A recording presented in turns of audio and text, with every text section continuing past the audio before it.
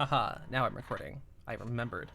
So first things first, you guys are welcome at any time during this presentation to just pipe up and ask questions. I reserve the right to tell you to shut the heck. No, I'm kidding. So you can ask any questions at any time. If it's something that'll be answered in a future slide, I'll just let you know, but I will do my best to answer as we go. So where's my doc? There's my doc. I found the doc. We're good. We are all fine here in this party town. Just need to double check that that didn't mess with my... It did. It totally did. Of course it did. Thanks, OBS.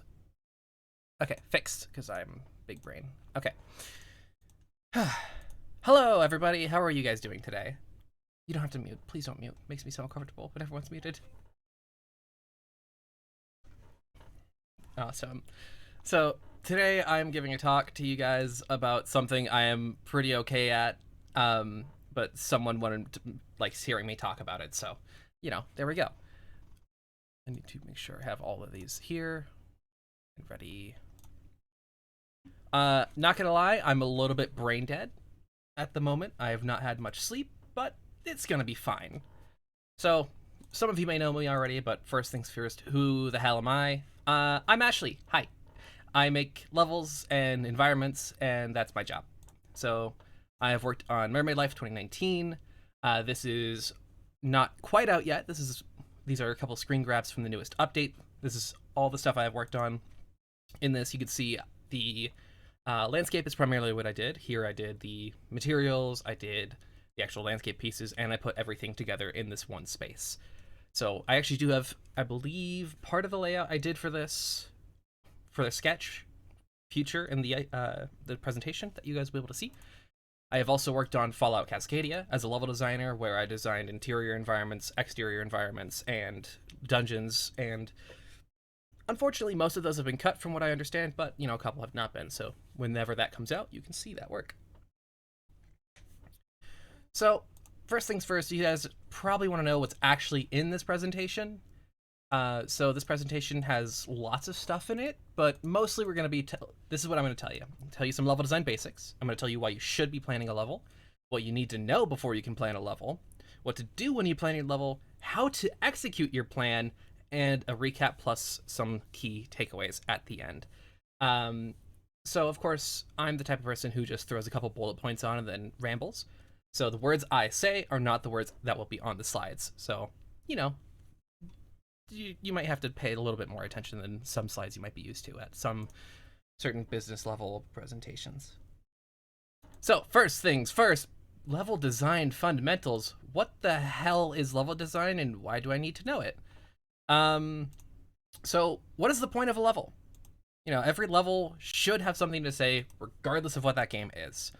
Usually what the level has to say has something to do with what the game's goal is. So in Mermaid Life, for example, with that area I was showing earlier, the main space for that new map is meant to feel like a social hub.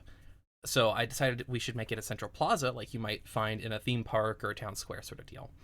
Around this, I built the city itself and focused in on this idea of like a fashion street, which is the feel we wanted to have in the city area. However, as we were developing the city and the maps, some of the goals and design elements changed. And so parts of it don't feel quite as refined as I would like, but I'm still very happy with what we have done. Every level is also designed differently and will have a different core idea to it. So the point of a level isn't so your programmer's systems can actually be used and utilized fully. It's to create an experience for players. As a level designer, as game designers, that is our job. We are creating an experience that players wouldn't otherwise have. So if you design your levels player first, which I believe I have this here. No 2 levels. Yes, awesome. I did have a slide for this. I just made a lot of these slides earlier, so I don't remember everything that's here. So if you are designing player first, most games are going to be designed this way, and that is how I choose typically to design, because I am not a mechanically driven person. People are more likely to love your game if they're designed player first, because you're tailoring it to their experiences, you're tailoring it to their goals, their visions, their hopes, all that. Systems design, first design, absolutely has its place, but I don't really design that way, so I can't really talk about it. Neither approach is correct, neither approach is incorrect. Whatever you choose to do in your own level design is your level design and will probably be the best choice for your game. As you do this more and more, you'll get used to this sort of idea of like every level having a different idea to it. Some levels again are meant to talk about the game's mechanics, some are meant to give you respite. uh, any questions so far? Yes.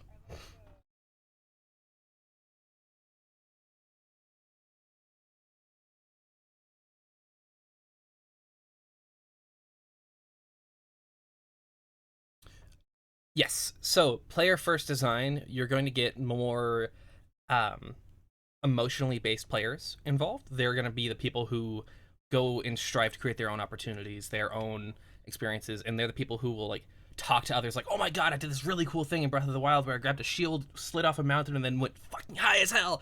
They're those players. Systems first design is more likely going to be stuff like puzzle games or physics simulators or Microsoft Flight Simulator, those sort of things, where people who are very mechanical and love like the intricacies of a game, those people are going to love systems first. People who kind of are just casual are more likely to enjoy player first. So there's a lot of different ways you can design between those.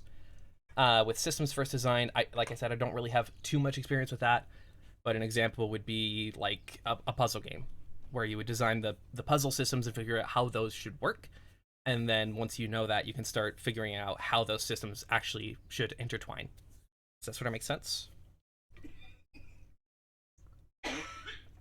Awesome. So, next up, we have Dan Taylor's 10 Principles for Good Level Design.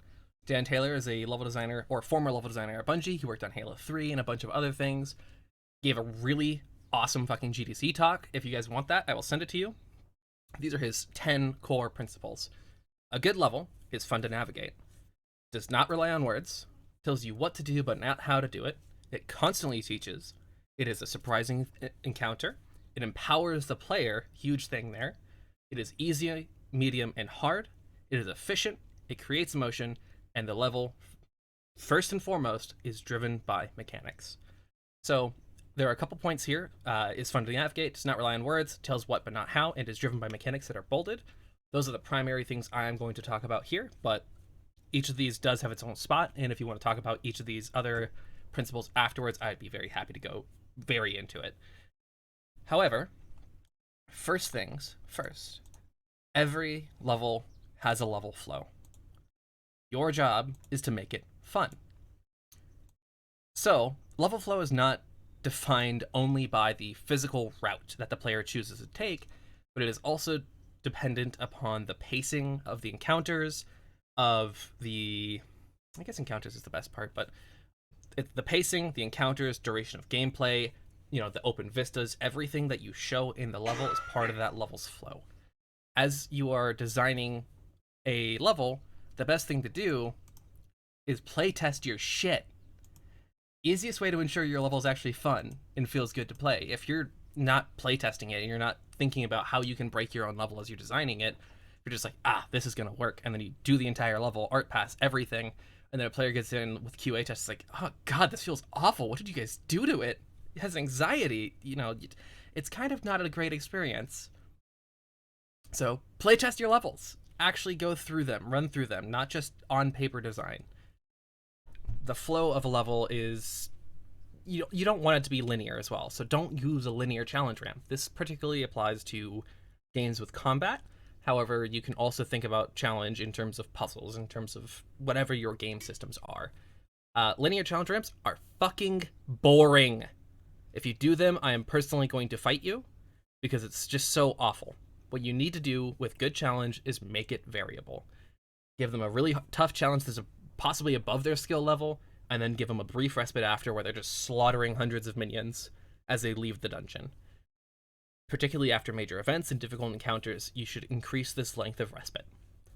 So in The Last of Us, for example, as you fight, a wave of 30 clickers, for example, the immediate aftermath of that is not more zombies to kill, it is giraffes and a very touching story moment. So thinking about that, those moments of respite and recuperation is hugely important to your pacing. You should also, as you're planning your layouts, give players options. And you shouldn't be telling your players how they need to play your game. That's not your job. You're telling them what they can do in your game. Within the scope of your project, try to give as many options as possible while still, not killing yourself to make 150 choices per dialogue tree, and just 3 or 4 is plenty. So, for example, when you're designing like a natural environment, you might consider, let's say it's a stealth mission, and you've got some guys in a main pit area, but there's a little side path up along the top, or along a ridge, with a waterfall coming down, and maybe there's a sniper up there that you could take out, sort of deal. Giving players options on how they want to go through this encounter is going to make them feel like they are making their own choices, they are in control, and that they themselves are making their own stories. Emergent stories are amazing. Any questions so far?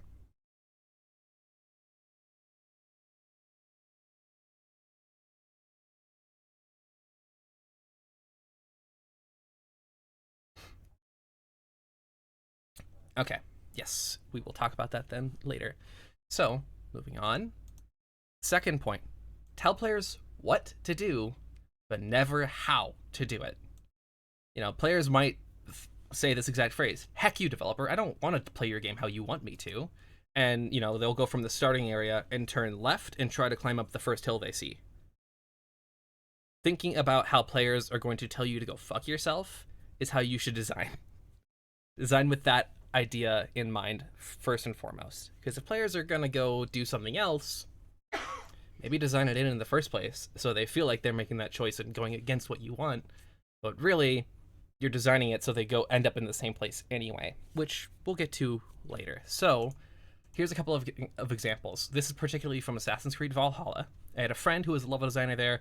She sent me these slides forever ago, so I have a couple of examples, and I do use it throughout. Emergent gameplay is huge.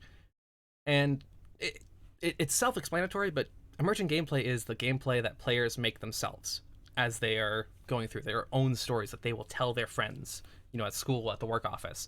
Everything that players do in your game is their story, not just the dialogue you write. Players fucking love options. They like feeling like they're carving their own path. They love to tell their own stories. Enable them to do that. All of this does feed back into the level flow, but giving players clear direction, either by explicitly telling them, go kill 37 guys over here in this section of the map, or just showing them the final goal and guiding them along the way, will always result in a more rewarding player experience than a level where the goal or direction is unclear. For example, The Last of Us continually throughout the intro in Boston shows you the goal where you're supposed to go. It shows you the meeting spot with the fireflies. And throughout the game, it keeps giving you points. It shows you that's the dangle. It's that way. You're getting close. Keep moving. So the player, even in those levels, they aren't telling you where to go. You just feel like you know where to go because of their design. And we'll get to that more a bit later. But you are a tour guide. Your job is not, again, to tell exactly the players everything unless they want to be told what to do exactly, in which case that's an accessibility thing. Some players can't understand games. Some players have troubles understanding things unless they're, they have their hand being held all the way through. That's okay. Add tutorials. First time user experiences. Wonderful. It's a science. But you're a tour guide as a designer. Your job, again, is not to tell players exactly what to do things unless they want you to. It is to guide players through the level without them feeling like you're telling them what to do or how to guide them. And don't restrict player choice. Do not do it. I will personally fight you. It is stinky. If you are restricting players' options, within reason, doing it for gameplay purposes is sometimes amazing. Just don't do it, though. As much as possible, players love not feeling restricted, but at the same time, it is a good, excellent challenge if you have given them all the tools and then you start taking them away, and then slowly regaining those tools, because they've learned to use them, and now that they don't have it, they have to master those previous mechanics, which we'll, again, get to in a few minutes. But overall, let players make their own experience, design around it. That doesn't mean, add 150 branches to each tree that they can climb up. Don't add 137 paths per small arena. just a couple of options, 3 or 4, that rely on your mechanics to an extent or utilize them in a way will make your level feel better. Any questions regarding that stuff?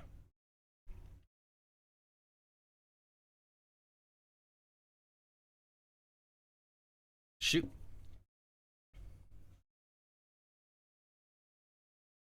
Mm-hmm.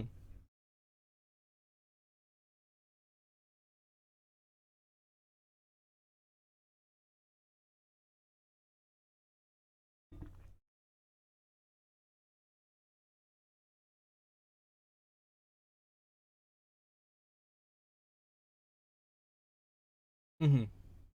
I actually have a slide later on, and I will be talking about some of my favorite some of examples, and we'll be going into that a bit more as well later. So, good question, but we will get to that. Anybody else? Last call. Okay, moving on. So, like I said, tell your players what to do, but not how. Let them make their own story. Next, it seems so obvious, but use your mechanics to drive the level. You don't need players to be told by NPCs, hey, here's exposition, here's the exact steps you need to do. Let them master those mechanics on their own. Your level and your design will rely on your mechanics. Use them to their fullest extent and add twists. You know, if you have a double jump mechanic, perhaps make it so there's also downward pushing forces. So you have to use a double jump to make a normal jump you couldn't do anyway. That sort of thing. Your game isn't a Nerf gun, it's a bunch of Legos, typically. You aren't giving someone a specific object, like a Nerf gun, and telling them, here, play with this, but you can only play with it one way, which is reload, shoot the darts that are specifically designed to go a specific FPS. It comes ready to go with specific pieces that give you a very specific result. I don't like that. That shouldn't be the case. Your mechanics are more like the ingredients to a smoothie that is your level. You can use different amounts of each mechanic in every level, and add new twists to the mechanic per level to add a little bit of extra pizzazz or spunk to your level smoothie. That sort of deal is... A lot of players don't think about it, about how all the mechanics are just being used in different levels. So think about Doom. You know, it has the chess formula to its gameplay, but it's always about how many of the pieces are on the board at the same time, what mechanics players have access to, how much their reflexes are, all that sort of thing. Give players options and use your mechanics to drive your game. So, why should you plan your levels? Well, first, effectively you're a magician, and people like your funny tricks, so be a magic man and make some funny tricks. First thing first, planning a level saves you production time. Who wants to waste time? Raise your hand if you want to waste your time when making games. If you raised your hand, put your hand down. No, you don't. I know you don't. Shush, you're just fucking with me. You don't want to waste your time spending hundreds of hours on a level that is ultimately going to need to be scrapped or redesigned later down the pipeline because it doesn't fit with your game anymore. Fucking sucks. Don't go through a full art pass, through a full lighting pass, through a full optimization pass without planning something or redesigning it, like understanding your project. By planning a level, you can create a list of requirements in order to complete the level. Asset requirements, visual effects, sounds, set pieces, and mechanical needs can all be planned out with the first step of level design, your layout. Which, also, planning your levels can reinforce your gameplay. Yeah, good gameplay, that's the shit I like. And reinforcing your gameplay throughout is amazing. Pre-planning your level will allow you to cater your gameplay mechanics and introduce new challenges and twists to whatever the particular mechanic you're going to emphasize in that level is. Doing this also allows you to continually ramp up your mechanical challenge in future levels, as the player will slowly gain that mastery of the mechanic because of the twists and the different usages within the level. Designing a level without knowing your gameplay mechanics and loop will almost certainly result in a level that feels unfinished, not very thought out, and will probably be very frustrating for players to get through. Keeping all that in mind when you're designing your levels is going to reinforce your gameplay, your core loops, and will make the entire experience much more cohesive, which planned levels are more cohesive. period. Your game will feel more consistent and familiar no matter how different that challenge is. That is where the magic comes in. Heck yeah, Magic Man. This is where you start employing those tricks all together and start creating that magic show that a game is. Because you're pre-planning your levels and not creating it piece by piece as you go, your spaces are more likely to make sense, feel nice to play in, and have a better flow. This allows you to develop levels that flow into one another and feel more consistent as well. While you may think your entire map, just because it's open world, is one level, it isn't. It's not how level design works. Each region, each biome, each cave, each house is a different level and can be used in a different way than the previous space. Utilize that. Design different challenges in the same region using the same mechanics within different spaces. And by planning out your world and the general flow of it, you can better plan the mechanical challenges that you ramps. You can better plan the mechanical challenge ramps the player will need to overcome. You can even lock off certain areas by necessitating a skill mastery or an ability improvement that you can only get by doing a certain specific section of the map. So players who've, played your game a lot, when they start a new character, they go to the end level thing if they know exactly the jump pattern they need to do with the low level mechanics, and they got to hit this heat spot to fly up. Speedrun tactics happen because of the mastery of the mechanics. Any questions regarding the why you should plan your levels?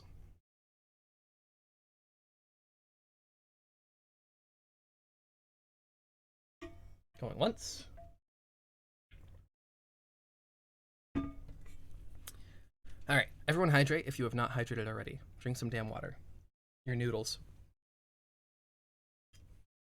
So, next up, we get to the fun parts. What the hell do you actually need to plan your levels? First off, you need some funky tunes and some good tricks. So, this is going to be a little bit of a fun section. It's going to be a bit of a blast through. But, first things first, you need to ask yourself, why does this level exist? Who knows? You as a designer certainly don't until you write it out. So, first things first, understand your game. What is your theme? What is your genre? How does it play? Will you have NPCs or AI? Who's your market? Etc. There are so many different questions you can ask yourself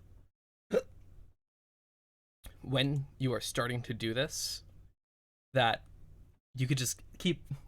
The whole goal of designing is just answering questions. That's all the plan is just answering a bunch of questions about your game. So, of course, knowing the core purpose of your level does go back into the gameplay side of things, but I like to design my levels with one or two primary archetypes designed into the core loop. I sat down for about an hour and a half thinking about this, and these are the 6 major archetypes I came up with. Respite levels, exploration levels, hub levels, arena levels, tension levels, and puzzle levels. Respite levels are pretty self-explanatory. They're sections of levels that are just for that specifically, just breathing, just giving people time to rest. Exploration parts of levels are where you go out and do what you want. You figure out, hey, there's a tower over there, I'm gonna go check that out. Hub levels, again, it's pretty self-explanatory. It is a central location that sprawls out into the other levels. Arena levels. Now, if you're making a first-person shooter or a third-person shooter, arena is going to be a different thing than if you're making an open-world RPG. Arenas are simply locked-off locations with specific things that you can do within them that are connected between other areas. So, for example, you might connect 3 arenas between boss fights, which I actually have a flow for in a few minutes. And then you have tension levels. So these can either be stealth sections or things that help build the tension of the story or the gameplay at that moment. They help set up everything that you are doing, and they help sell the stakes of whatever the player is needing to do in this level. Tension levels are highly, highly immediately necessary, especially towards the beginning of the games. Because you need to establish there's a challenge, this is what the challenge is, and you need to establish that it is going to be something you cannot defeat immediately. It's going to take time, it's going to take mastery. Then you have puzzle levels, water temples. Everyone has flashbacks to those. Puzzle levels are pretty self-explanatory. They're a section of a level or a level in and of itself that is a puzzle.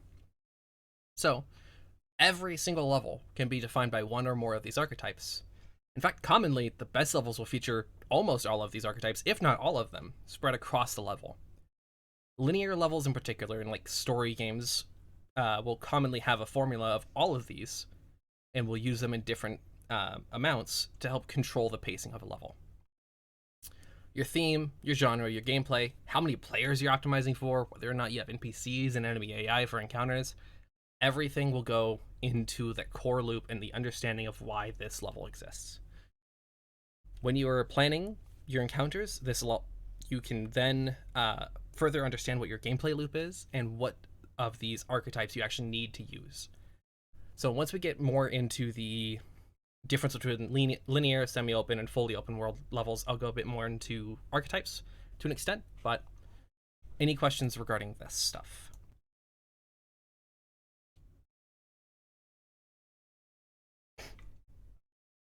Mm-hmm.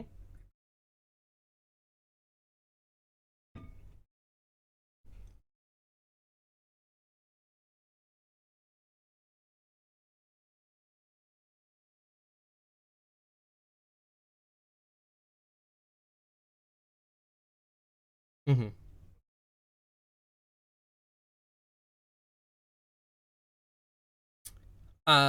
Archetypes are in every level, regardless. They're going to be in every game. All 6 of these archetypes, except for possibly puzzle and tension, are going to be in there. And you can think of them as building blocks within that level. So typically, you might have an arena section followed by a tension section, immediately followed by a respite, and then an exploration. And then you just keep using those pieces to build that level and figure out. Effectively, this goes back into that gameplay flow sort of thing again.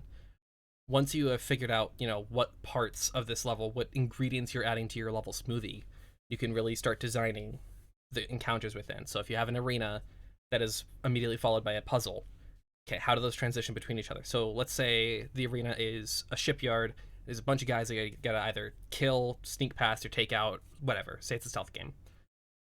In this arena, you can also determine parts of it are probably going to be tension builders. So maybe you're walking across a couple of shipping containers and a couple of guards are talking about how someone slipped into the cracks and they got to be on high alert right now. That's a tension section within the arena. Not every single piece needs to be a disparate, this is only an arena. This is only respite. It could be, this is respite and exploration. This is an arena hub, so you have fights throughout it. This is a puzzle tension arena, which, that starts getting confusing. It's like you have to solve this puzzle while not getting caught by these guards who are aware someone is trying to open a door and will try to fight you when they find you. Mixing all these pieces together, sometimes you can mix all of them into one section, is going to result in a much more rewarding gameplay experience and a generally, what's the word I'm looking for? Generally a better challenge. Does that kind of make sense? Does that answer your question?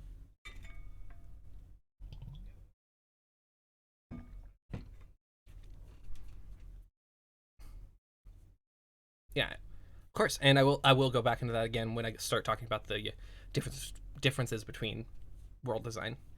Um, any other questions regarding level stuff like this, archetypes, all that?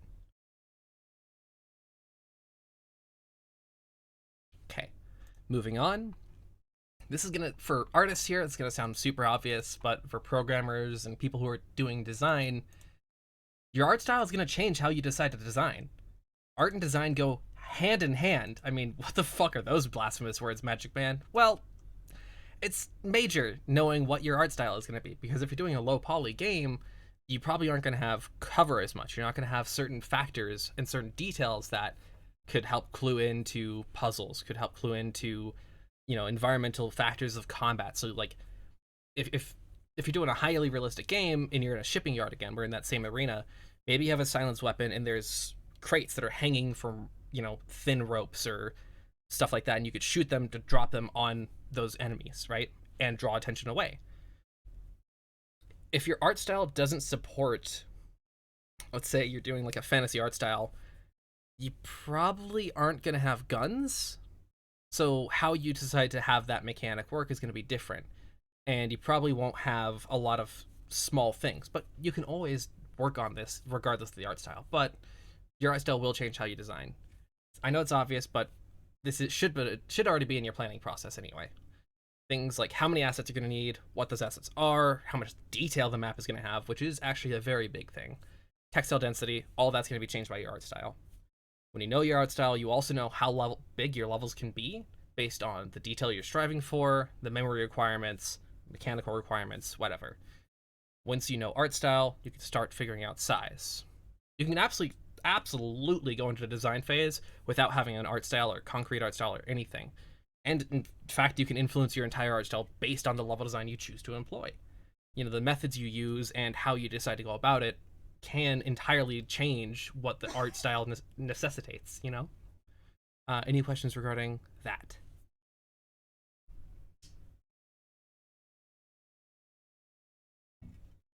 And again, I do welcome you guys to just speak up and start asking questions while we go through this.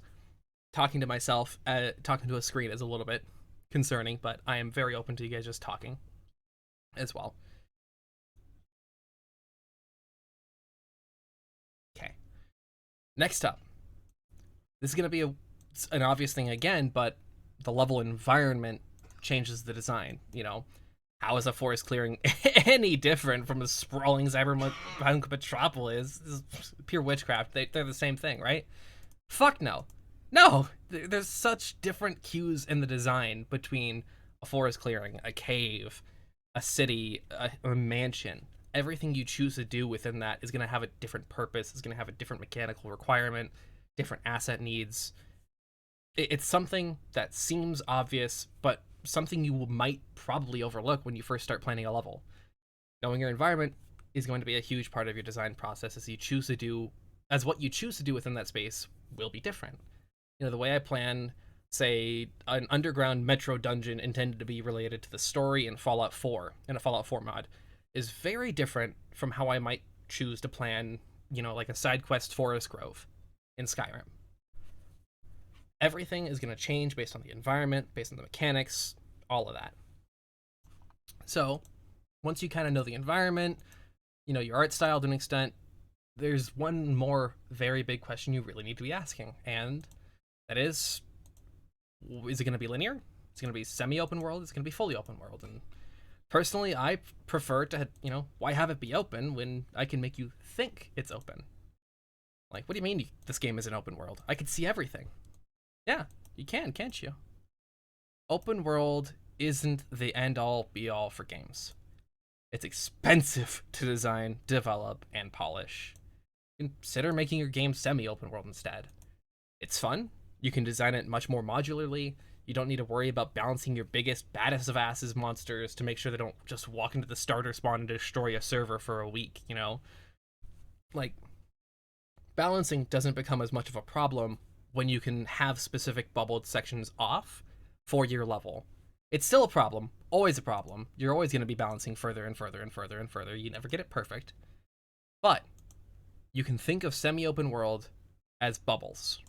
Little bubbles, as effectively bubble branches in narrative. You allow the player to move about in a space that's designed around a few specific elements within that level. So in this case, we have the introductory sequence, which is that single bubble. It then opens up into 3 pathways within this first arena, and each of those pathways uses one of 2 mechanics, whether it be, in this case, let's say it's an Assassin's Creed game. One would be the stealth mechanic, one would be the fighting mechanic, almost every time. So let's say you take the top path. Let's say this is going to be a natural forest grotto sort of deal. So it's literally an upper path. And let's say there's, a couple of snipers, like a couple of guardsmen up there who might catch you if you go down the other paths instead. You can choose to take them out silently. You can choose to use them as distractions. And then as you do that, you're able to continue through the level to the next section, which in this case, I've decided to just call a boss fight. So instead of designing your levels like it's a giant D&D dungeon where you need to have the exact layout, everything in the room, and everything that's in that room, and all the loot, everything, don't do that. Just plan using bubbles. Figure out how your areas are going to be laid out within relation to each other, rather than how they are going to be laid out physically. So architects actually do this pretty commonly when planning spaces by function. I was not able to find an image of this because I actually forgot to do that. Thanks ADHD. Even though I have Adderall on, it's still I forgot. But if we look at this again, we go from the boss fight in the middle of the level, to a second arena, which is in this case I would say is like an escape area. So you have different paths, high alert. So there's tension. It's an arena. What else? What other mechanic would you want to throw into the second thing after a boss fight? Anyone? Which archetype? Sorry, would you want to possibly throw into the second arena if it's an escape section?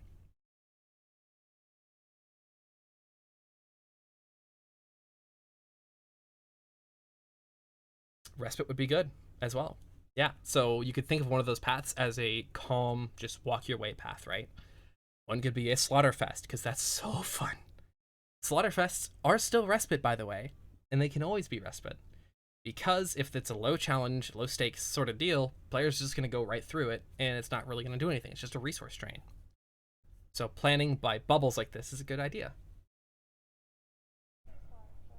A Slaughterfest, you walk through and murder everything with not a problem.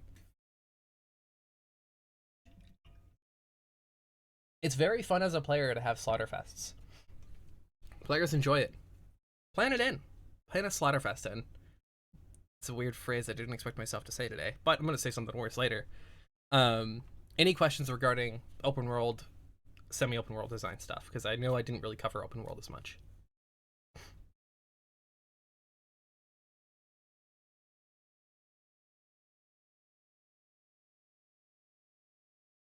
Mm-hmm.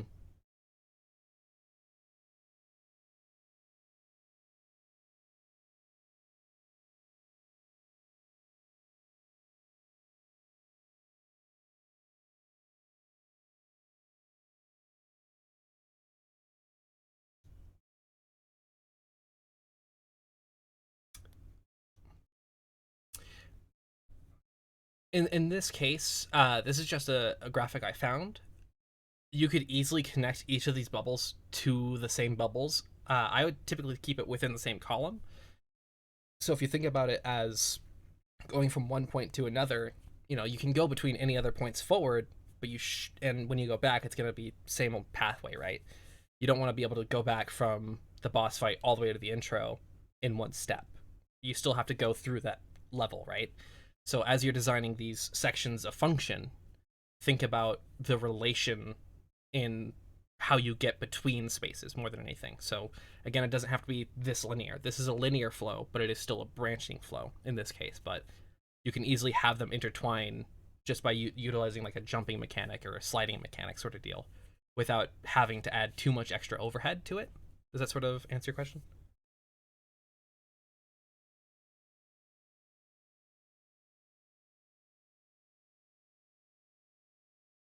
Mm-hmm.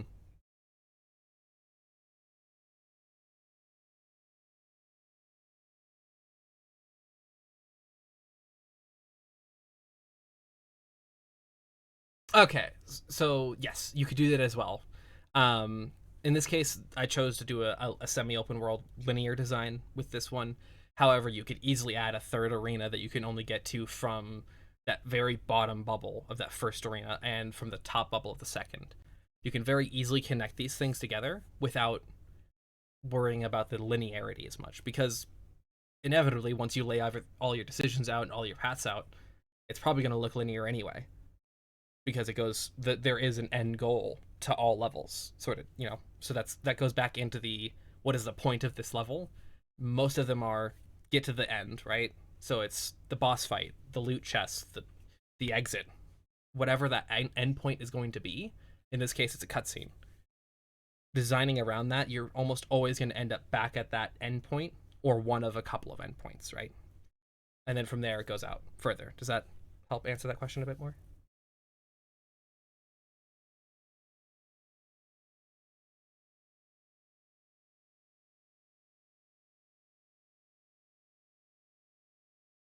Do the open world design or the semi-open world?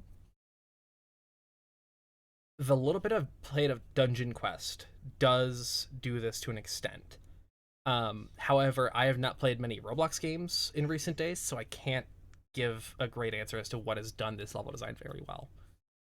But when I playtested World Zero forever ago, I don't know, 2 years or something. It's been a while since that was an alpha or a beta.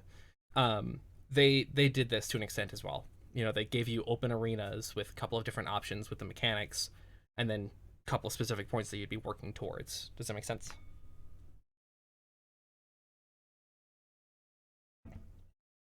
Any other questions regarding this part? Or anything that I said prior as well?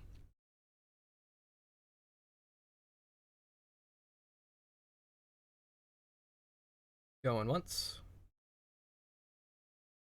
Okay.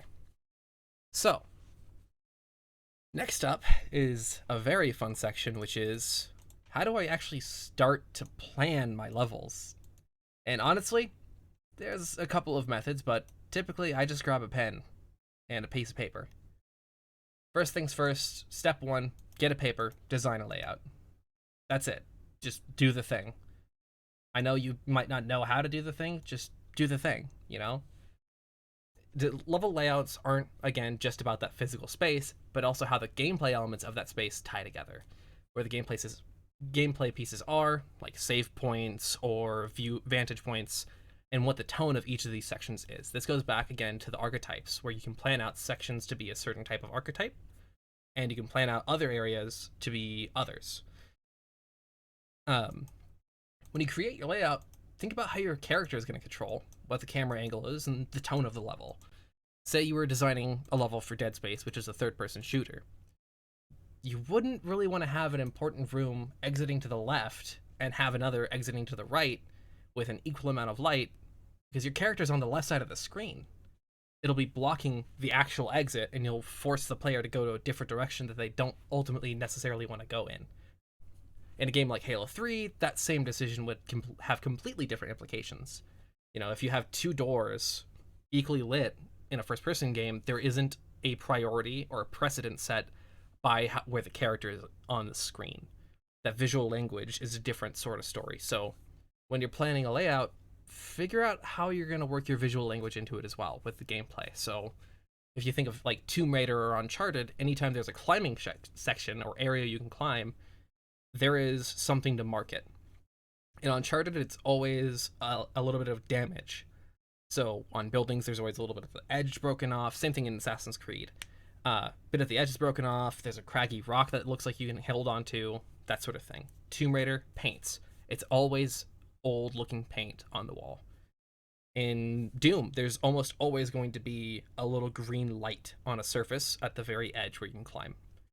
All of this helps let the player understand that this visual language, and they will know where they can go just by looking, without needing you to tell them, hey, jump up to this platform. Any questions regarding? Actually, there's another slide. So, design a layout. Seriously, just sketch something. Damn. Here's two more instances of the Assassin's Creed Valhalla I showed earlier. One on the left showcases the gameplay setup for the area, which is specifically regarding the combat. There are 3 combat zones, which if you enter any of them, you'll immediately enter combat with anyone nearby. It shows guard positions, archer positions, where the guard's toilet is, where they eat, where they sleep, where they rest, the social areas, where your target's supposed to be, any loot on the map. It goes into detail with the mechanics of the gameplay, all in that one map. On the right, this one shows you different routes into that top section, which is that important Jarl's hut area, the part where your target's in. There is the obvious entrance, which is going to be the door. There's second level navigation, which is going to be like climbing up a rock and jumping over the wall. There's going to be the underground navigation, which will be accessible through a tunnel. And then there's not accessible. Like you cannot climb on that northwest side, the top left. You cannot climb up there, so you have to go around the other sides. You can also see there are areas which are marked in green called hiding bush areas. You can hide in these positions to not be caught by guards, which if we look at the map on the left, you can see where those guard positions are. You can see where wall coverings are that'll give you visual protection. You can see where haystacks are to give you visual protection as well. Literally all you need to do is sketch something that helps you understand what you're trying to do. You don't need it to be a super beautiful, super pretty thing that's going to be used for marketing material. It doesn't need to be a final concept. It doesn't need to be a full render. This is for internal reference. This is for your reference.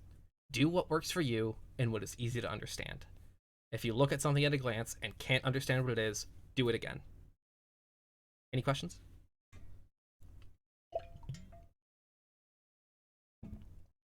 All right. Oh, go ahead.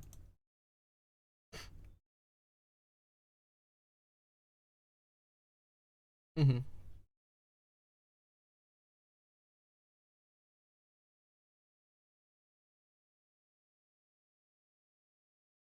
Mm-hmm.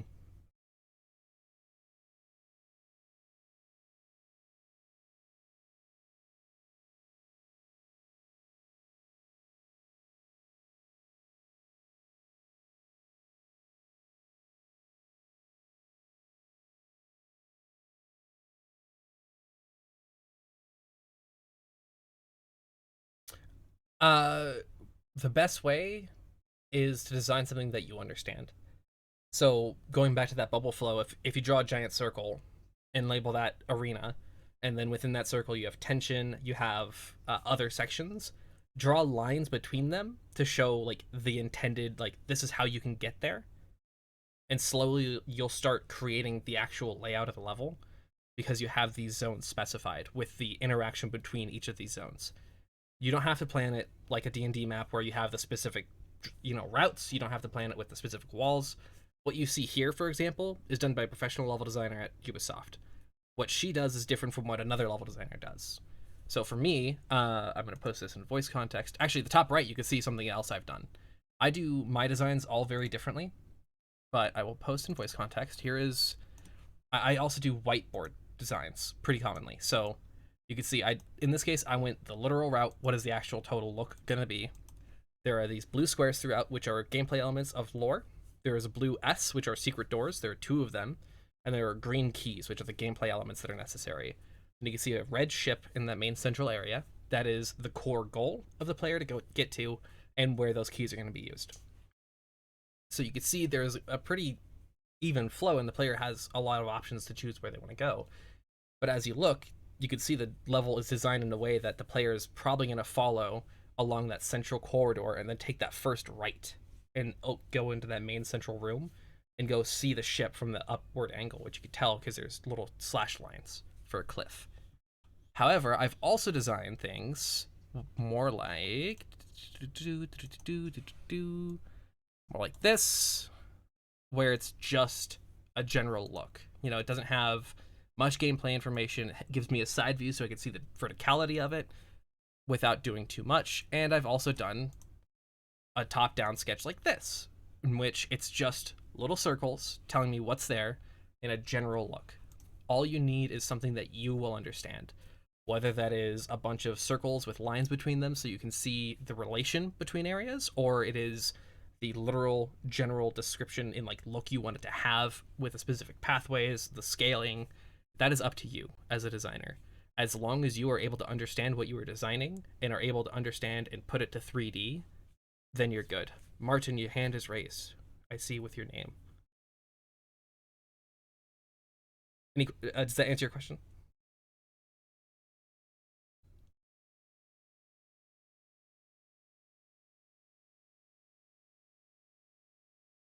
Mhm. Yeah. I've also done a recent one as well, which I don't remember where it is. Environment talk. Here we go. Here's for my current showcase I'm working on. I have 2 separate maps. One on the left, which is going to be the gameplay purposes. So it shows the 3 points of interest, which is the old stone structure, the old gravestone, and a treehouse. And then there are little orange dots that represent the 21 collectibles that are on the map. You can see I still have topography lines on both sides. There's also a green X, which is the starting area. There's little topography lines even on the gameplay map that allows me to understand what my height is going to be. And then the right side shows me 3 different colors, which are the biomes, plus the water features, which are the level, the river. Then there are little discolorations on the river section, which tell me that is going to be a waterfall. So for me, I can understand those 2 sections and make this entire map just from that. But for some people, if I don't tell you what's going on here, you're not going to understand it without more of a key, which I do have. I just didn't save it in this export.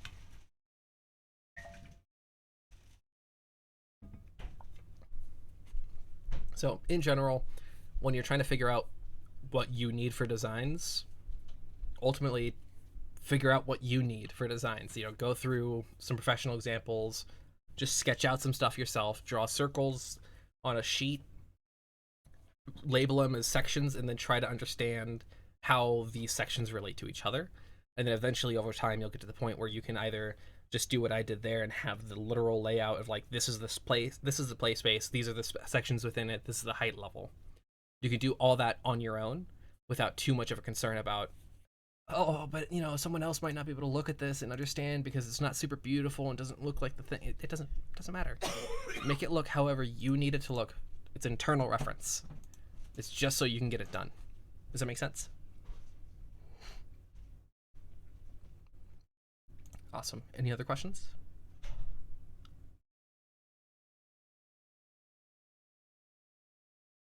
So I see Martin does have his name changed to a hand. Are you muted, or do you just not have questions? Oh, you bastard. I was so curious. It's like, I just noticed that. Okay.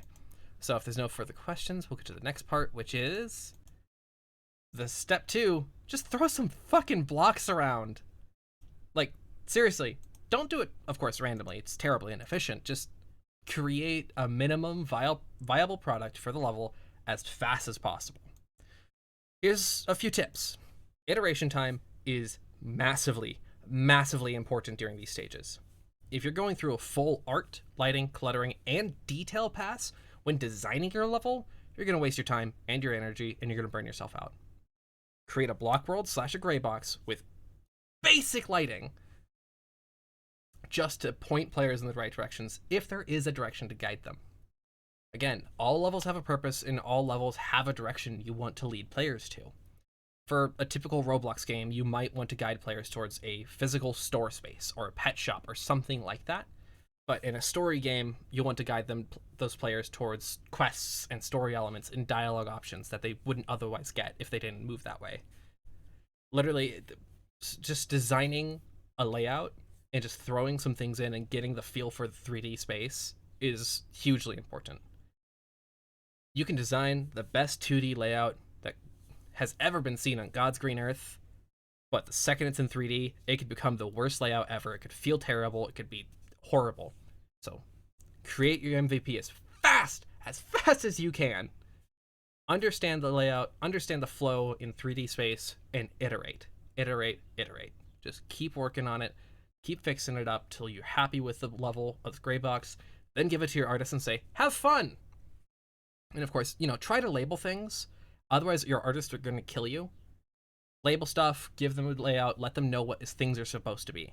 If you're not doing that, if you're just giving them a gray box and saying, have fun to your environment artists, you're going to get killed. So, things to keep in mind. Tips. Use landmarks and dangles. Here are 2 screenshots, one from Breath of the Wild, one from Skyrim.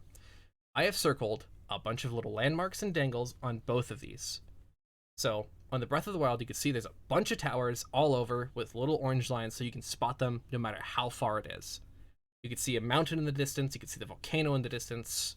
There's so many little things. Skyrim, they have their LOD system, in which you can see the city in the distance, you can see towers in the distance, you can see villages in the distance. And honestly, Breath of the Wild uses landmarks probably the best in any game I've seen in a long time. Like, seriously, there's a million in just that one screen cap from that one vantage point. Speaking of, give players vantage points. Go ahead, Joe. A dangle is a landmark in the distance that you dangle in the player's face to get them to go somewhere. Pretty self-explanatory. They're great. I love using the terms because people are like, what the hell does that mean? What is this person talking about dangle bits and game design for? Just dangle things in front of players to guide them in a direction. Give players vantage points. They like the big seeing rocks, and make some big fucking rocks, man. Big rocks are just the shit. They're great. As a player, if I see a big rock, I'm gonna climb it first. People love to get up high, so let your players get up high. People like feeling tall and like they've conquered an obstacle, Mountains make monkey brain go brr. People love mountains. People love climbing mountains. It's a huge thing on Roblox too. Like if you can get up taller than someone, people are gonna do it. Human stacks, people just jump on each other and fight over who's gonna be on top. That's actually a huge social thing on Roblox. Just let players get high and look around and see things because people fucking love it. Yes, let players get high too, but whatever they want to do while playing your game. Utilize landmarks and dangles to help guide players and give them a sense of direction. Levels that are wide, flat rectangles are fucking boring, but levels with distant radio towers, skyscrapers, and mountains not only give players more to look at, but also allow them more of a deeper understanding of the space that they're playing in. Again, Breath of the Wild really utilizes dangles to their fullest extent, showing you a bunch of things to do wherever you are. If you just turn around, do a 360, you're going to see at least one more thing you can go find and do. Same thing as Skyrim. It's been a major thing. You just look around for the tallest rock nearby, climb it, and look around and you'll find something to do. Flat levels are boring. Add some verticality to your design. Depending on the context, of course, how you go about adding this verticality is different. For a natural level, you could use hills, you can use cliffs, even trees to add another level to the environment, just add a little bit of extra variation to the gameplay. In an urban setting, add ladders up to scaffolds, use the rooftops to your advantage, add catwalks in interiors or balconies. All of these can help contribute to that feeling of, hey, this is a real space, and I can get to a different spot that I couldn't get to before. Thinking about your space and design it with intent and purpose. Just like you would in any real world application. Every room is designed in a particular way, for a specific reason. Think about why that is.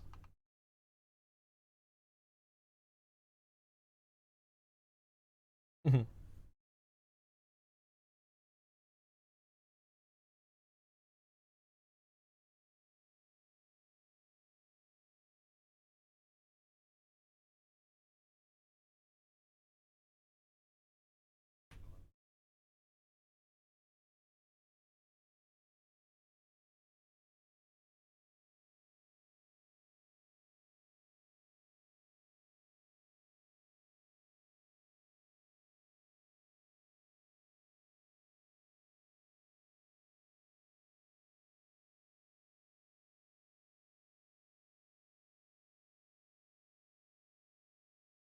Mm-hmm. Honestly, you don't need to allow players to go everywhere that you can see. In fact, I would strongly recommend against it. You aren't necessarily designing Skyrim or The Witcher. Keep your world scope small. Giving dangles doesn't mean that player is able to get there. It just, again, is meant to give them a bit more context and give them something that they can look towards and ground themselves and understand where they are within this world space. Say, like with interiors, for example, lock off rooms that don't serve a purpose to the level or the story. If it adds to the gameplay, story, or world, then use it. But if you're going through a house as part of a chase scene, you don't need to have the bathroom open with the toilet completely clean or the stairwell available to go up or anything like that. You just need the core hallway, probably the kitchen and living room, and maybe one bedroom upstairs that you can go through and run out of a window instead to add a different path. You don't need to allow players to go everywhere. You don't need to give them the ability to get anywhere they can see.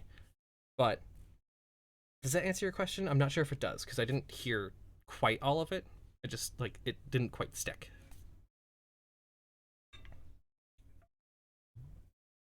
Mm-hmm. Mm-hmm. Mm-hmm.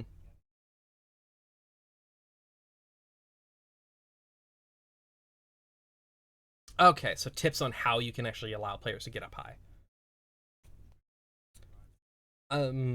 Okay. Yes, it does change a lot. And I think it really the main thing is it's going to change based on how you decide to design your game again. In the case of the showcase I'm working on, I've got double jump as a mechanic, so players can get up higher. And in a game like Skyrim, you can just climb up a mountain just by jumping enough and walking side to side, because they don't have a specific angle. The specific angle at which you can no longer walk up is so steep that it's just unrealistic. But it's so fun to just in Skyrim walk up to the tallest mountain, start jumping and going sideways, and eventually you'll reach the top. And people love doing that.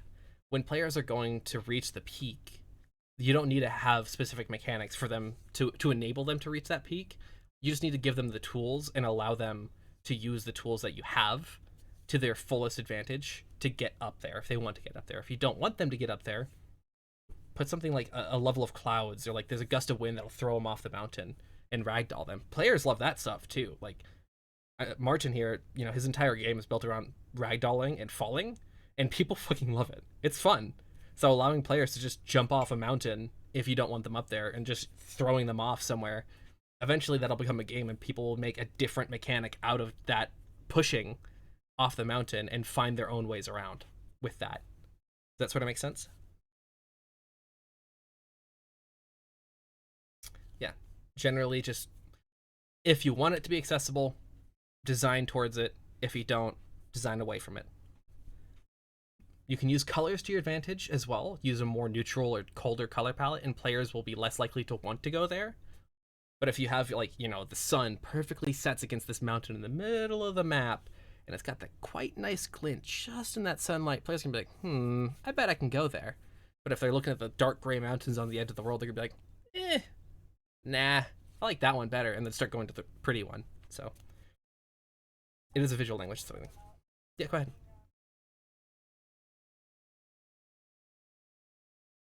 Mm-hmm.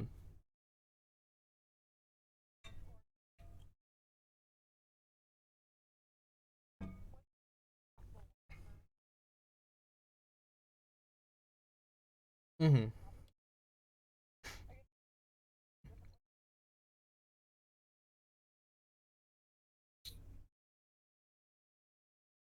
Generally speaking, I advise you to use diegetic methods rather than invisible walls.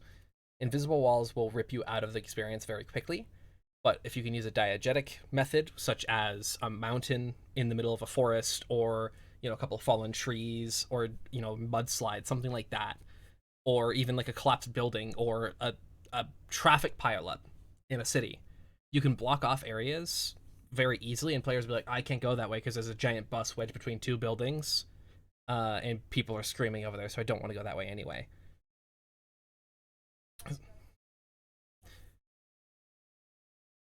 Diegetic is something that will fit within the world space as you have described it.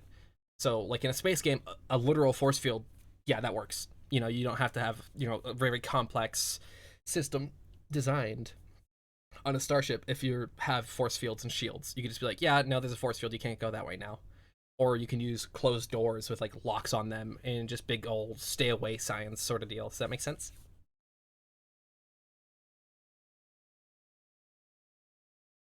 Yes. Any other questions? In short, use your landmarks. Landmarks are great. It's so fun to design with landmarks. All right, step 3, you got to know what to make. I mean, literally, just know the things to make. That's it. That's the whole tip. Move. No, I'm kidding. So, what you need to do is create a to-do list of assets, visual effects, materials, world mechanics, set pieces, whatever. If you do, it'll improve your pipelines of design no matter what you're doing. If you're currently having an issue in your pipeline because people aren't getting the stuff done on time, people are lost, or they're looking for references for hours, that's where you start creating a to-do list of assets up front before you start making the next section. If any of you are producers or have experience at producing, you know exactly what I'm talking about, and you're going to love me. By creating a list of requirements, you are telling your team or yourself what you actually need, and in so doing, you are pretty much exclusively scoping down your level in memory, cost, production time, effort, everything. You are scoping it down just by having a list. No matter if that scope is huge or small with that list itself. What you put on this list and how you organize it is entirely up to you, your team, and the needs of your project. In my case, my background is from a large-scale open-world RPG systems, particularly Fallout 4 and Skyrim, and some RPGs on Roblox that were pretty large. So I try my best to figure out exactly what is needed for a biome or a specific region, from the largest mountain peaks and rock cliffs to the smallest 3D pebbles and sticks for scatter. I try to know everything that this level will require, and I need to know references. So here's another tip: put references in your asset list. And I'll say it louder: put references in your list for every single object possible in an easy to access location in your sheet. In my sheets, I have a column just for references, and I mark them 1 through however many I need. Typically no more than 7, but sometimes I do need more than that. If an artist finds that they need more visual reference than what you have provided, they can go grab the exact references they need with guidance from this initial pack. You know, it's not like make a pine tree. What type? There's 174 different species in just the region we're designing alone. If you give them specific references, they're able to go in and look at those references and actually figure out what you are asking and are able to search for that specifically. Seriously, this is an important thing. It will save you hundreds of hours of development time and production time if you just give reference. So many hours are wasted when only words are used to describe an object instead of visuals. Any questions regarding that stuff? Because there is another slide for this. Okay, speaking of asset lists, seriously, just make a big list. However you choose to do your list, do that. Whatever works for you. Do what works for you. Don't do what doesn't work for you. Wow, that's, a huge tip. Just don't do it. Just put some beaver dam references in. Your artists are going to thank you, your crops will be blessed, and your harvest is going to be bountiful. These are 2 separate approaches. Both are lists that I have created. On the top right is an asset list for my current, the showcase I was showing earlier. You can see I have asset type, landscape or terrain, foliage, set dressing. I have a bunch of others. I have listed references inside of each of them. I have a count of how many assets I need. I have a status. It goes from blockout, needs reference, all the way through complete, texturing, all that. And then in the notes, I will specify what I need. So with the large slate outcropping, I say need 2 or 3 outcrops and 2 cliff pieces. Also need 1 archway and a few pillars and spires of slate. Say 2 or 3 of those. This allows me to understand quickly kind of like the visual direction of the rocks in the world, and I can quickly understand how I am going to design all of them. In the bottom, this is a concept art list based out by category. So we have NPCs on here, we have architecture, we have landscapes, we have story locations, flora, whatever. This list keeps going on. This is a Trello board. It works great for a lot of people. Doesn't work super great for me for 3D side, hence why I use the Google Sheet you see above. But in general, just do whatever works for you. Make a list, however you need your list to be organized. Organize it for you, organize it for your team, and understand your needs as developers. Any questions on this section?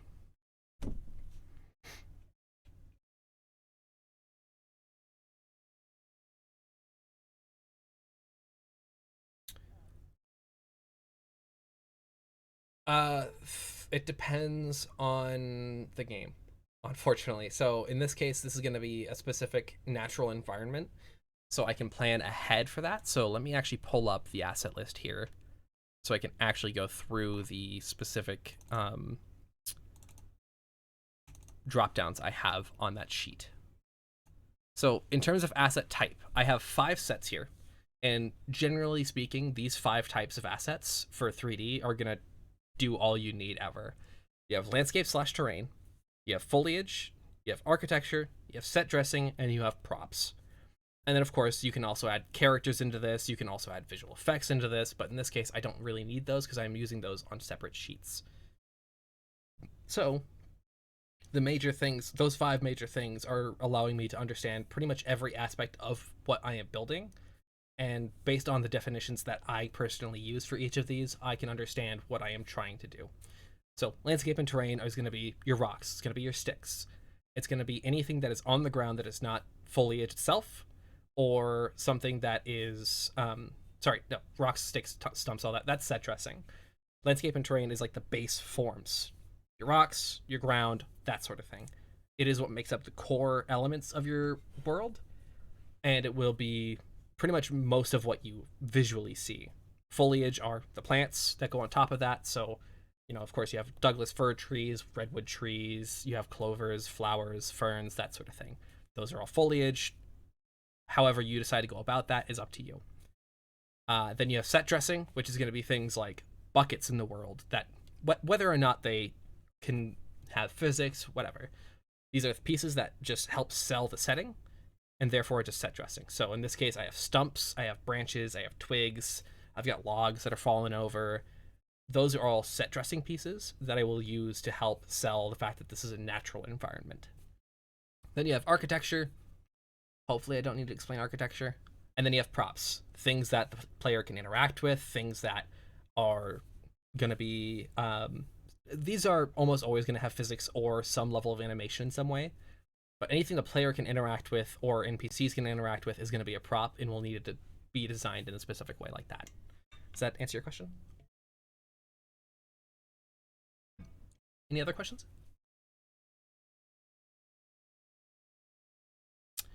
Okay.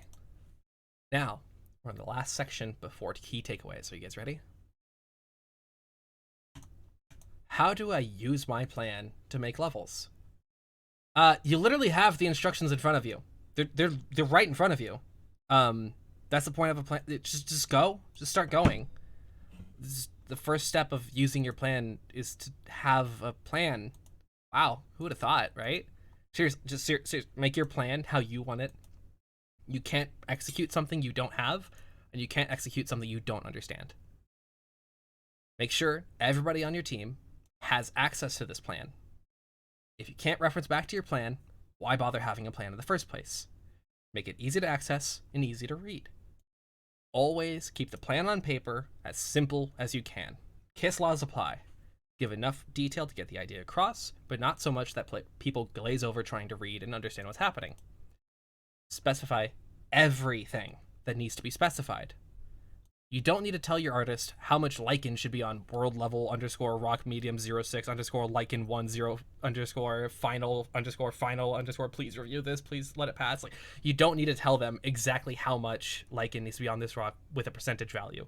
Just tell them a little bit or a lot. You don't need to specify down to like the strain. Let the artist do their job and let them have fun with it. But you do need to tell them whether this rock is going to be made of slate, limestone, concrete, whatever the material is. That way you don't end up getting a rock that's like, oh, that's completely out of art style.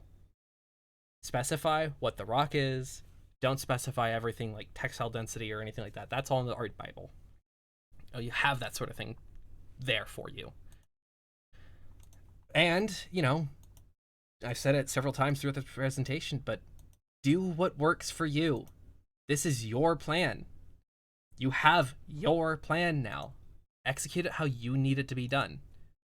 Generally speaking, just get a pen, get a paper, and get to work. Get some boxes in a world, start moving them around.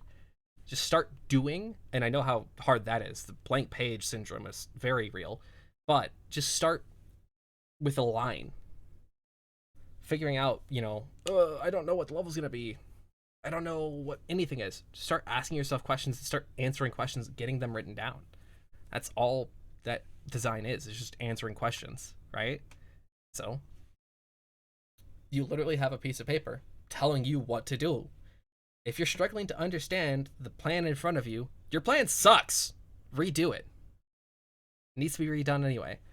Never, ever, ever be afraid to scrap everything. Be willing to violently murder your babies in the blender if your levels are not working out, if your plan doesn't work out. Do not be stubborn. Failure is the greatest teacher ever. The next time you start, once you've scrapped a plan, you've got a solid idea of what you're doing now anyway. It won't take as long, and the plan will be better for it. You're gonna do better. So throw it out. Blend the babies. It's fine.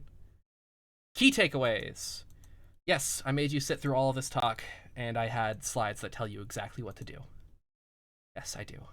First, biggest thing, know your game. That's it. Just know your game. Know your game's themes, your tone, your gameplay, your market, your art style. Once you know all that, you can tailor your designs towards all of these elements individually. First tip, first key thing, just know your game. Second, tell players what to do, but not how. Just let them run around like toddlers with knives. And yes, I do have experience with it. It's usually fine. Your job is to give players the tools to do what they want, how they want. You aren't telling them how to use your tool specifically. I mean, literally, you are telling them this is how you use it, but not specifically how you need to use it per level. Just give them a helping hand and understanding the tools, and you'll be amazed at some of the really cool shit players will do with your tools. Next, plan and design ahead of time if you can. It's free cohesion. Makes your game feel more cohesive, more polished, more thought out, because it is. It'll save you time in the long run, and you'll probably feel more professional doing it this way. Probably. I mean, I still feel like an amateur when I'm designing, but still, you get the idea. You'll feel better. It's good to plan ahead instead of rushing into it. Planning, quote unquote, on paper will always result in something that's probably going to be better than if you just rushed into it. And less frustration. Next, just throw some boxes around and keep a trash bin handy. And get ready to blender some babies if your level was bad. And you're not going to forget that phrase. Even if you forget the rest of the talk, you're not going to forget blendering some babies. So, keep the trash bin ready.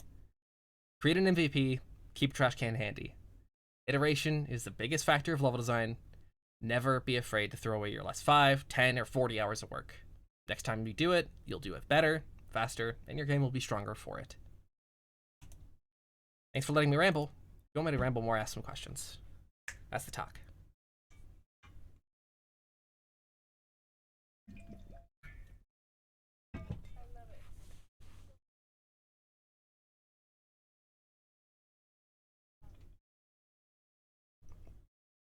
Yeah, just post it in the chat or just ask directly out loud. Anybody is open to talk and say things.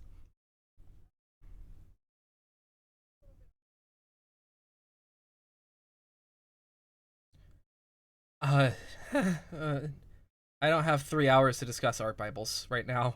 Art Bibles are just everything about the project's visual art style. And if you're making it to an extent, yes, yeah.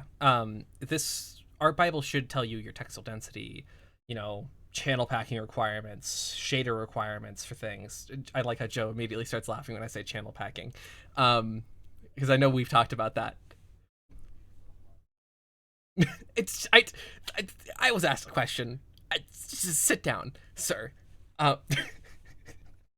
Sorry. Planning an art Bible is such a huge undertaking. I've been working on Catholic Way for 2 years almost now, and we're still working on an art Bible. The art Bible is everything technical about your art style and everything about the art style itself. It goes into the pipelines, it goes into the what you need for things, it goes into every little tiniest of details about the project's art style. So an art Bible is not something I can just quickly answer.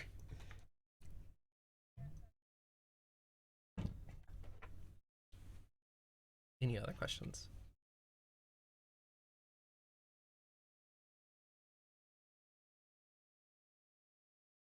Mm-hmm. Yeah.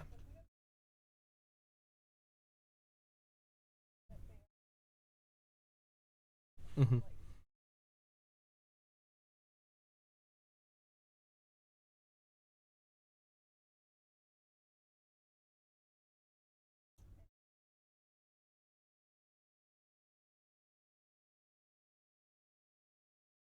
Mm-hmm.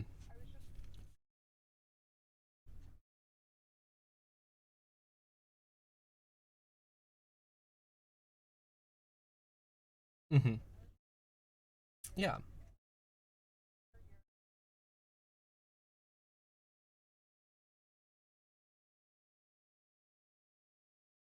So is this particularly in reference to Roblox design or in general? Okay, so the way I design size on Roblox, again, everything does go back into knowing your game. A lot of Roblox devs, because Roblox is so easy to work with, think bigger is better. It's not. usually you end up with less player retention and a lot more people who are confused about your game space with a large world.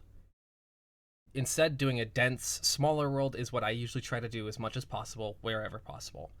Mermaid Life, for example, is relatively small in terms of its actual map size, but it feels very big because it is an open space. But it's still very dense with its content.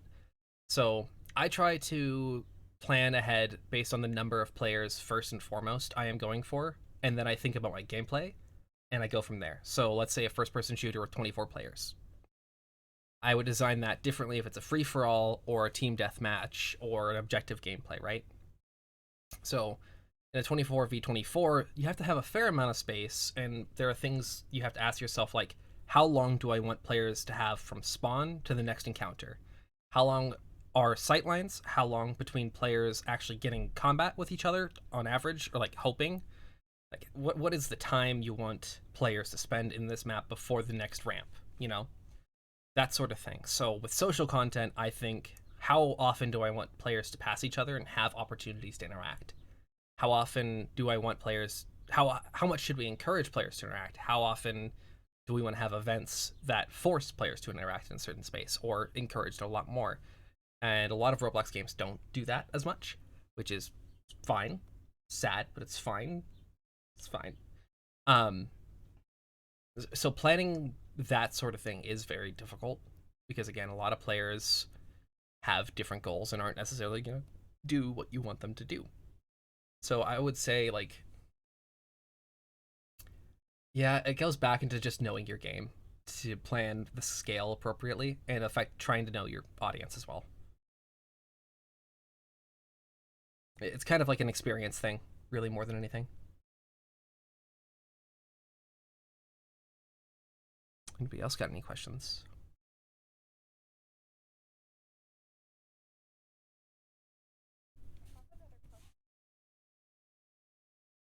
Mm-hmm. I'm okay with that.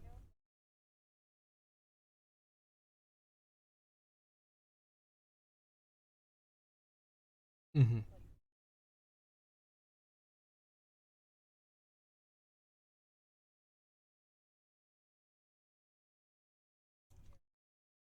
Mm-hmm.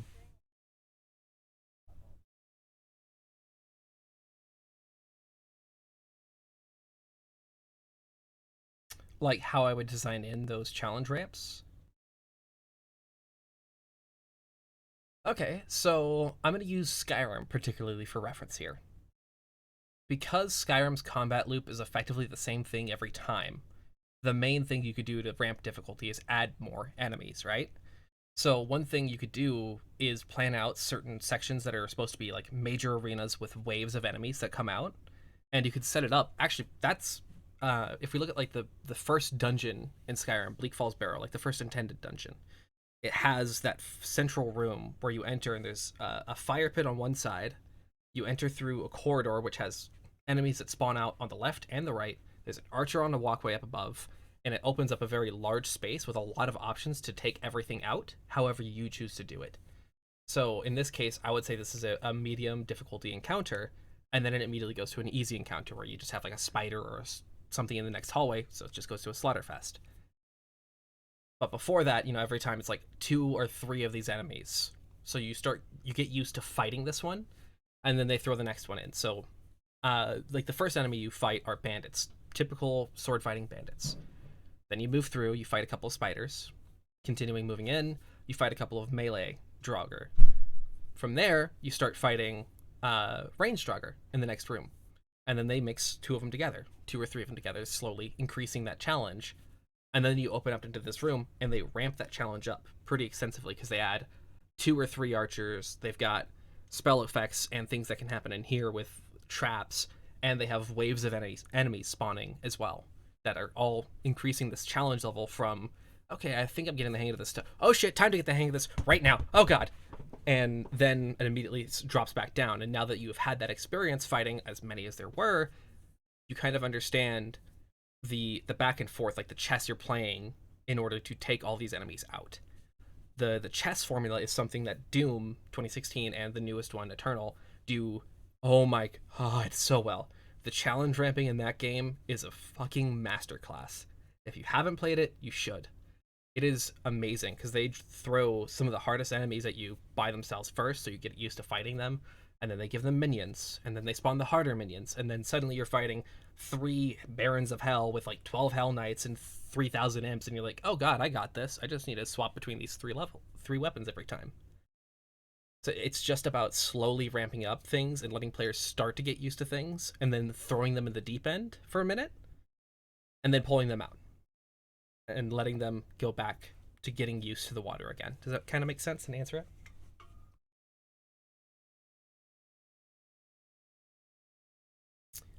Any other questions, eyes emoji?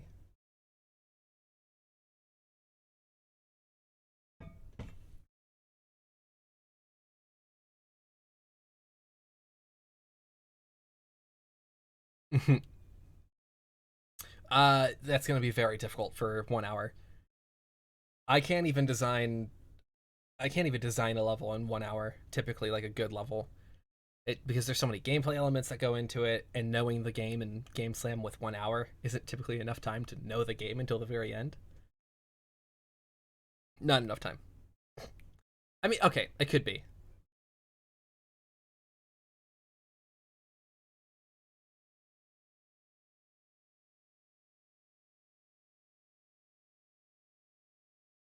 Absolutely.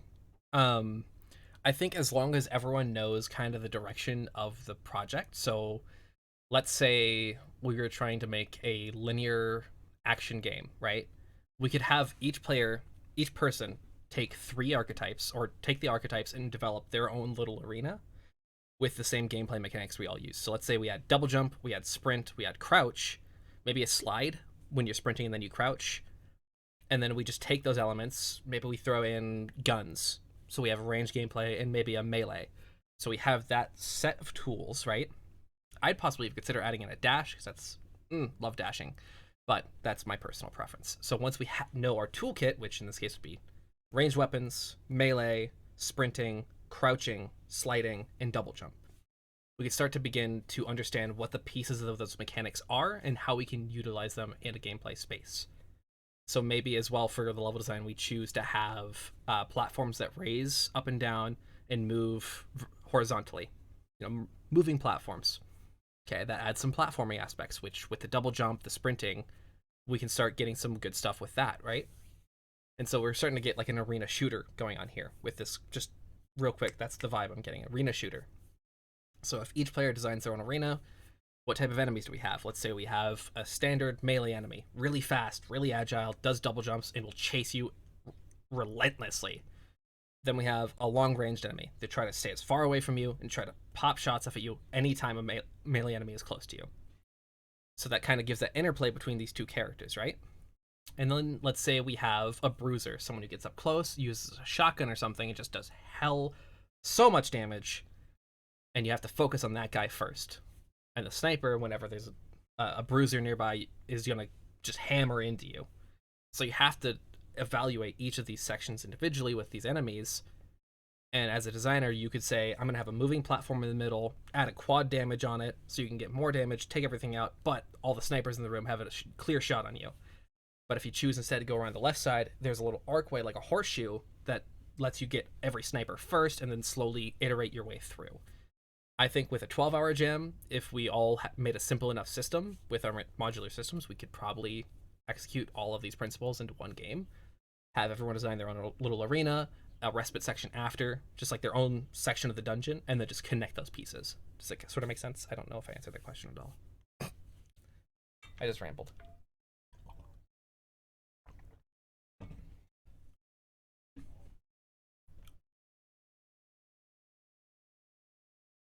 Mm-hmm.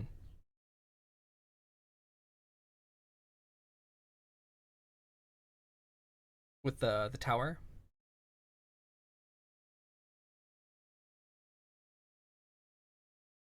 Mm-hmm.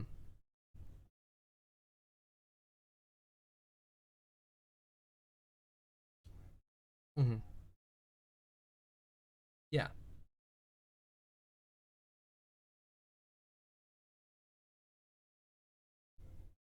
Yeah.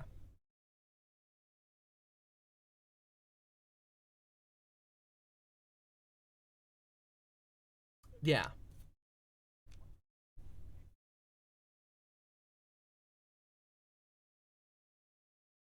Mm-hmm.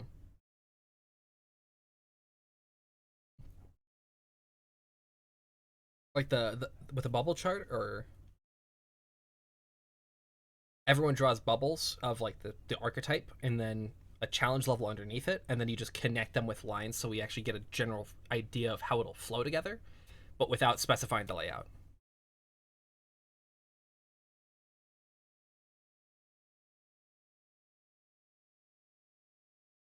Mm-hmm. Yeah. The reason I suggest a bubble chart is because then people who aren't artistically experienced can jump into this and get the idea first without needing to, you know, understand everything about level design principles in art before going into it. Does that sort of make sense? I think we definitely could implement all this at one time. I try my best to implement as much of my knowledge as I can at any time, but hell, half the time I don't even create a plan. I just have an idea in my head and I go, because that's sort of what these jams are supposed to be. But if say we spent a week on an arena shooter, we could do something very different with that. So there's a lot of directions you can go depending on what you decide to actually do with it.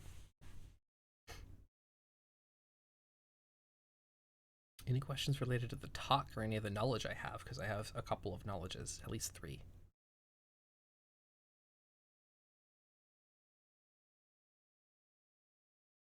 Okay. If nobody else has any questions, I think I'm going to call this talk officially closed, and you guys can always reach out to me after. I will be uploading the video to YouTube here in a few, in the next hour or so. Slide deck will be made available with along with the talk outline and all my notes and everything. So, thank you all for being here and letting me ramble for an hour and a half.